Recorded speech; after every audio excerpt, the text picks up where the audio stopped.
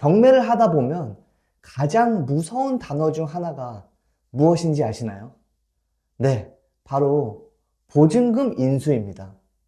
왜 보증금 인수가 무서울까요? 그 보증금을 우리가 물어줄 수도 있기 때문이죠. 그럼 이 무서운 보증금 인수가 경매에 있어서 가장 많이 발생되는 경우가 어떤 경우인지 아시나요? 바로 대표적으로 대항력을 갖춘 선순위 임차인의 물건입니다. 그렇기 때문에 선순위 임차인의 물건은 여러 번 유찰되는 경우를 많이 목격합니다. 그런데 만약 선순위 임차인의 물건이지만 우리가 이 보증금을 인수하지 않는 방법을 알게 된다면 어떨까요? 지금부터 이 영상이 이해가 안 되는 분들은 어쩔 수가 없습니다. 이해시켜드리지 않겠습니다. 그 이유는 이 영상이 이해가 되는 분들이 많아질수록 사실 경쟁자분들이 많아지기 때문입니다. 다만 어렵진 않습니다. 자, 그럼 그 방법을 알려드리겠습니다. 자, 그 방법은 선순위 임차인의 배당받지 못한 임대차 보증금 반환 청구권을 포기한 물건을 찾아랍니다. 네? 무슨 말인지 하나도 모르시겠다고요? 뭐를 포기하라고요? 이렇게 생각하시는 분들은 제가 고정 댓글에 링크를 달아드릴 테니 그 영상 먼저 보시고 오시면 완벽하게 이해가 되실 거예요. 반대로 눈치가 조금 빠르신 분들은 딱 두 가지 유형으로 반응을 하셨을 겁니다. 첫 번째 반응은 보증금을 굳이 포기하는 물건이 있다고요? 에이, 말도 안 돼. 이러고 계셨을 거고, 두 번째 반응은 무슨 말 하는지 알겠어요. 근데 그것도 은근히 경쟁 있지 않나요? 이렇게 생각하신 분들이 있을 거예요. 자, 만약에 내가 이 둘 중에 하나에 반응을 하고 계셨다면 특히 이 영상 놓치지 마세요. 두 가지에 대한 의문점을 완벽하게 풀어드리고 어쩌면 여러분들이 낙찰자가 될 수도 있습니다. 자, 그럼 설명 이어가겠습니다. 원래는 선순위 임차인의 배당받지 못한 금액이 있다면 어떻게 되나요? 바로 낙찰자가 인수하죠. 자, 그럼 여기서 우리가 조금 더 알기 쉽게 설명드리기 위해서 선순위 임차인을 다시 한번 개똥이라고 부르겠습니다. 그럼 쉬운 문제를 하나 내볼게요. 자, 개똥이에 2억의 보증금이 있는 A라는 주택을 1억에 낙찰을 받았습니다. 자, 그러면 낙찰자는 얼마를 인수하게 될까요?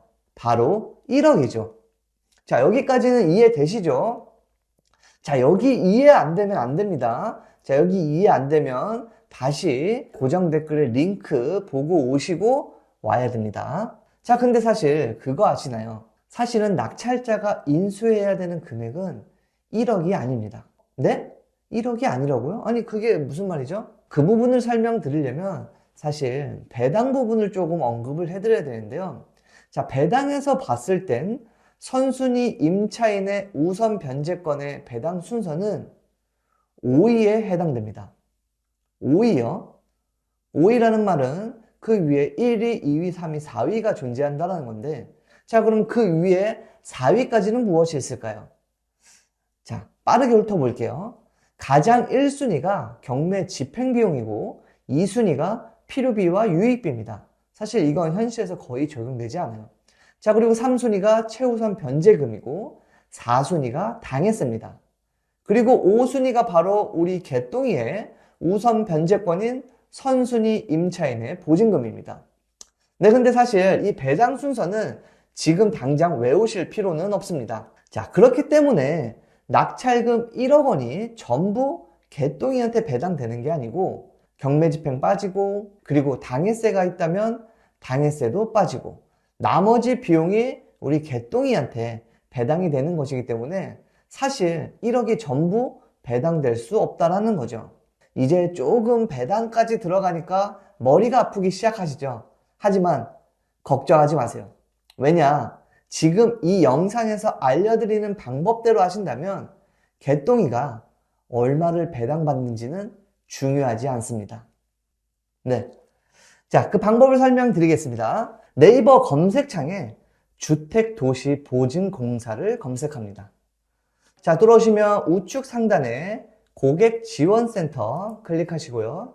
공매정보에 경매 물건 정보를 클릭하세요. 자, 그러면 임차권 인수조건부 경매 목록이라고 파일이 하나 떠 있습니다. 자, 작성일 기준 잘 보시고요. 11월 24일입니다. 자, 들어가시면 임차권 인수조건부 경매 목록 게시라고 있는데 짧게 한번 읽어보도록 하겠습니다. 자, 허그는 임차인으로부터 임대차 보증금 반환 채권을 양수받고 임대차 보호법 제3조 제7항에 의거 우선 변제권을 승계받은 금융기관입니다. 네. 임차권은 매각으로 소멸되지 않고 매수인이 인수하여야 합니다. 네, 여기까지는 맞는 말이죠. 자, 그러나 우리 공사는 시세 대비 임차권 설정 금액이 과다한 물건의 유찰 방지 및 채권 회수 재고를 위하여 경락인이 임차권을 인수하지 않는 매각 조건으로 진행해 줄 것을 법원에 요청하였습니다. 네, 이게 무슨 말이죠? 시세 대비 선순위 임차인의 보증금이 높게 되어 있어서 계속해서 유찰이 되니 차라리 허그에서 낙찰자한테는 그 어떠한 보증금을 달라고 하지도 않고 조용히 나가줄 테니 안심하고 낙찰을 받으라는 말입니다. 네. 자, 그러면 간단하게 물건을 먼저 한번 살펴보겠습니다. 주택도시보증공사에 들어가서 받으신 파일이 있을 거예요. 이 파일을 들어가시면 청구권을 포기하는 여러 물건들이 존재를 합니다. 이 모든 물건들이 다 주택도시보증공사에서 보증금을 포기하겠다라는 그런 물건들입니다. 그 전에 알려드렸던 무료 사이트 이 옥션 기준으로 제가 한번 찾아보겠습니다. 자, 사건 번호는 이타경 109053번입니다. 검색을 하면 자, 일단 들어가기 전에 유찰 6회라고 찍혀 있고요. 대항력 임차인 임차권 등기 선순위 임차권이라고 뭔가 무서운 말이 써 있습니다. 자, 사실 경매를 조금 해보신 분들이라면 이미 여기에서 이 물건 자체를 클릭 안 할 확률이 높습니다. 유찰이 6회가 되었고 거기에 대항력 임차인이 있다는 건 뭐다? 네, 이 물건은 낙찰자가 인수해야 되는 거구나 미리 짐작을 하기 때문에 이 물건 자체를 클릭을 안 할 확률이 사실 높습니다. 자, 이렇게 해서 물건을 클릭해서 들어가고요. 물건 상으로 봤을 때 네, 그렇게 물건 자체가 건물이 낡았거나 하는 부분은 아닌 것 같습니다. 자, 내려보시면 이미 유찰이 여러 번 되었고 감정가 대비 64%인 금액으로 물건이 나와 있습니다. 자, 여기까지 경험해 보시면은 1차적으로는 우리 제목 부분을 보고 클릭조차 하지 않으시는 분들이 대부분이고 이회 유찰이 됐네? 내려보니 이거 보증금 3억 2,500만 원짜리네. 이미 여기에서 두 번째로 나가실 확률이 높습니다. 하지만 이 영상을 보고 계신 분들은 이 밑에 한 줄을 놓치지 않으실 거예요. 자, 그 한 줄은 뭐죠?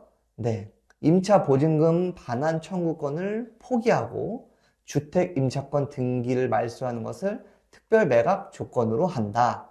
자, 이 단어를 놓치지 않으실 겁니다. 자, 그렇다면은 3억 2,500만 원을 줘야 하는 물건이었지만 만약 최저가인 2억 4천만 원에 우리가 낙찰을 받는다면 물어줘야 되는 금액은 있다? 없다? 네, 물어줘야 되는 금액은 없습니다. 가장 중요한 건 이 물건 자체가 그러면 2억 3,300만 원에 대한 가치가 있느냐, 그 부분은 물건에 대한 가치 분석이기 때문에 네, 번외로 하겠습니다. 만약 이 물건의 가치가 감정가대로 3억 6,500만 원이라면 이게 얼마나 돈이 되는 유료급 정보인지 조금 피부로 느껴지실 거예요. 아직 잘 모르시겠다고요? 네, 그러면 제가 조금 더 현실적인 부분을 예시로 보여드리도록 하겠습니다. 자, 구독과 좋아요를 통해서 여러분들이 저와 진심으로 소통하는 사람이 되어주세요. 사건 번호 2023타경 102721번이고요. 자, 서울특별시 금천구 가산 디지털로에 있는 물건입니다.